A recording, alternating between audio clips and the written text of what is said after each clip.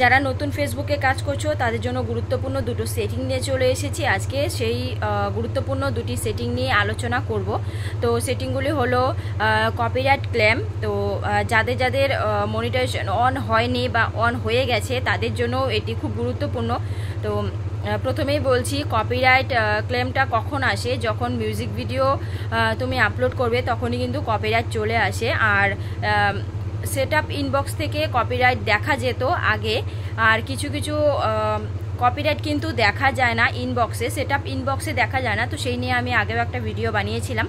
তো আজকে আমি যে সমস্যায় পড়েছি সেটা নিয়ে ভাবলাম আমি তো সমস্যা থেকে বেরিয়ে যাব, কিন্তু তোমাদেরও বের হতে হবে, সেই ভেবেই আজকের ভিডিওটা বানানো। আশা করছি তোমাদের ভালো লাগবে। তো মিউট কপিরাইট ক্লেম যেটা হয় সেটা থেকে কিন্তু মনিটাইজেশন পলিসি ইস্যু চলে আসতে পারে।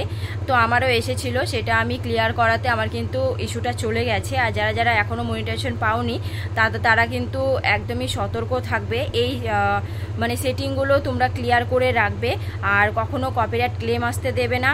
আর যদিও কপিরাইট চলে আসে, কারণ মিউজিক ভিডিওতে কপিরাইট কিন্তু চলে আসে, আর ইনবক্সে যেটা দেখা যেত সেটা তো ডিলিট করাই যায়, কিন্তু ইনবক্স ছাড়াও যেটা মিউট কপিরাইট ক্লেম সেটা কিন্তু অন্য সেটিংয়ে থাকে। তো সেই বিষয়ে আজকে আলোচনা করতে চলে এসেছি। তো যারা যারা নতুন কাজ করছো তারা একটু ভিডিওটা দেখো, স্কিপ করে দেখো না, পুরো ভিডিওটা দেখো, তাহলেই তোমরা বুঝতে পারবে। তো চলো আমি স্ক্রিন রেকর্ডের মাধ্যমে তোমাদের আজকে দেখিয়ে দিচ্ছি যে মিউট কপিরাইট ক্লেমটা কোথায় আসে আর কোথা থেকে তোমরা এটা সমাধান খুঁজে পাবে। প্রথমে তোমাদের প্রোফাইল অন করে 3 ডটে চলে যাবে। তো এখানে মোর বলে অপশানের ওখানে ক্লিক করে তোমাদের রিলস অপশানে চলে যাবে। ওখানে নিডেড রিভিউ বলে একটা অপশান আছে, সেখানে ক্লিক করার পর কিছুক্ষণ ওয়েট করবে। তো ওখানেই তোমরা দেখতে পাবে তোমাদের কপিরাইট ক্লেম আছে কি না। তো আমার দেখতেই পাচ্ছ 5টার মতো কপিরাইট ক্লেম আছে। তো আমি আবার স্ক্রল করে এখন আবার রিলসে চলে এসেছি। তো আমি